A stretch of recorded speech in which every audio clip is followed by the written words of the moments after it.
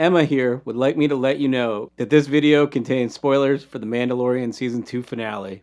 The Season 2 finale of The Mandalorian featured a bunch of characters, ships, and locations ripped straight from the toy boxes of 70s and 80s kids. And seeing as I just happen to have them in my basement, including one that's very special, let's take a look at some vintage Kenner toys that were in the Mandalorian finale.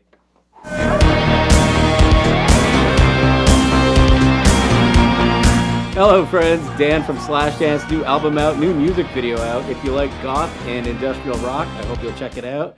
Or if you just like retro gems like what we're about to get into today, please hit the subscribe and bell notification buttons and I will appear to you weekly, much like a Force ghost.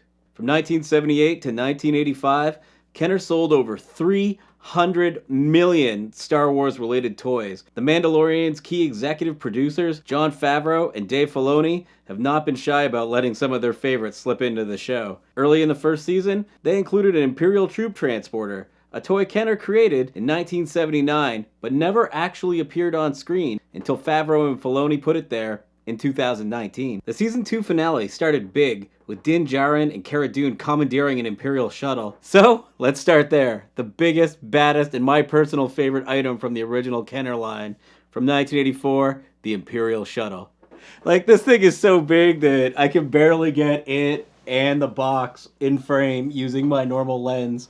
Kind of like the Millennium Falcon, you can fit two action figures in the cockpit, but as you can see with Vader here for scale, this thing is just massive. And with the wings out, this thing barely even fits through a normal door frame. It has a ramp so action figures can board, and a side panel that you can remove to put more figures inside.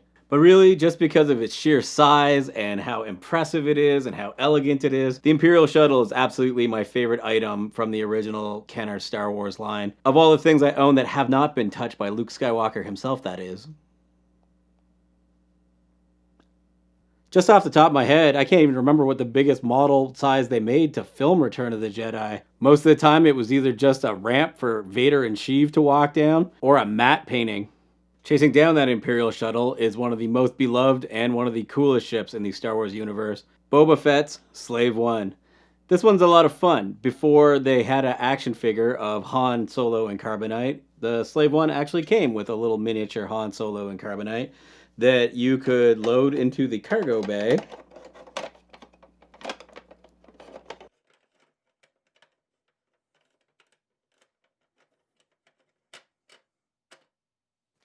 Just like that.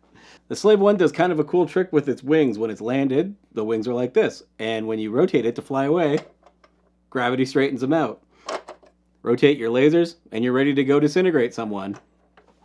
This is a Canadian box, so it's in English and French. And apparently, Boba Fett's spaceship in French is L'astronef de Boba Fett. That's a word I've absolutely never heard before. L'astronef.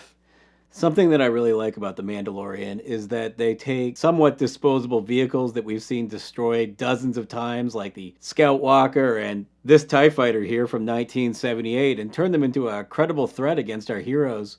This TIE Fighter is one of the earliest and most popular vehicles in the entire Kenner line. If you don't happen to have a Darksaber handy, the cockpit opens up and the seat can be raised to place an action figure inside. Also, you can put two AA batteries for fun 70s buzzing sound. Ships and Luke Skywalker sold separately, batteries not included. More spectacularly, there's two buttons that detach the wings to simulate being destroyed. Here's the nerdiest thing that you've probably heard in a very long time. This stormtrooper has the wrong gun. For some reason, he's holding Chewbacca's bowcaster. This seems like a Forever Alone sort of factoid, but I'm already married and it's cool. Jabba the Hutt is one of my favorite Star Wars characters. He eats good, he's got an army of servants, he likes to party, he's got a cool band. And his playset was amazing. You would rotate his head and his tail would just thwack whoever was there.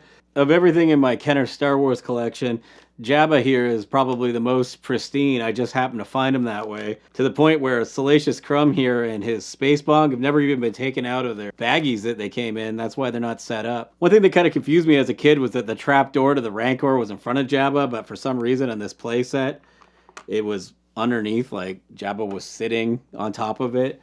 It kind of confused me, but they probably weren't going to make a trapdoor playset, I guess. That, or maybe Kenner just thought that Jabba kept people in his throne underneath his gross body. Gross. But we're not even really talking about Jabba here. We're talking about his throne. And who is on his throne? Bib Fortuna. Going back to what I was saying earlier about Dave Filoni and Jon Favreau referencing the Kenner toys, well, they did it again because if you take a look, Bib Fortuna on his throne has got the same exact staff that his Kenner action figure came with. And to the best of my knowledge, that had never appeared on screen until the season 2 finale of The Mandalorian. By the way, Bib Fortuna was played by Matthew Wood, who played Bib Fortuna in The Phantom Menace, and you may better know him as General Grievous. I love General Grievous. Time to abandon ship. I'm always a huge fan of any time that toy packaging has a figure in a strange scenario that they wouldn't normally be in. The photographer didn't have the right action figure. He didn't know what action figure was supposed to be used. They didn't make it. Whatever the reason. There's lots of good examples like here's Admiral Akbar flying a Y-Wing while Nien Nunb and Crix Madine look on for some reason. And here's another good example here on the Jabba the Hutt playset. I know that Luke was technically his prisoner, but Luke was not one of his dancing girls. I think if they actually make another edit, they should do a version where Luke is one of the dancing girls. Can just deep fake his face onto Ula or something. But thankfully for Grogu and friends, Luke managed to escape a second career moonlighting as a dancer for Jabba to go and rescue them from the Dark Troopers. So here's Luke Skywalker, Jedi Knight outfit. Hey Dan, it looks like somebody wrote all over your 1983 Luke Skywalker action figure. Well, somebody did. This guy. I'm kind of not that into big conventions anymore, but the opportunity to meet Luke Skywalker himself I thought was a once-in-a-lifetime opportunity. So I asked him to write something funny on it, and he wrote, "Best to Dan, forcefully yours, Mark Hamill." About the figure itself, it's probably the best Luke. He's the coolest looking. He's got the most accurate face. He comes with 3 excellent props. Cloth robe, palace blaster, and a lightsaber that he holds in his hand, as opposed to the older ones, which would come out of his arm. Because this is signed by Luke Skywalker himself, this is obviously the pride and joy of my Kenner Star Wars collection. So, what did you guys all think about the Mandalorian Season 2 finale? Was it everything you could have possibly hoped for? Did it lean too much on nostalgia? Let me know in the comments below. Also, let me know what your favorite Star Wars toys are, past or present. Did you have any of these when you were a kid? Did you covet any like I did? And had to chase them down when you got older? I'm going to be back next week with another retro gem, and I hope that you'll join me by clicking the subscribe button. Regardless, I really appreciate you taking the time to watch. I love y'all, and I'll talk to you next week.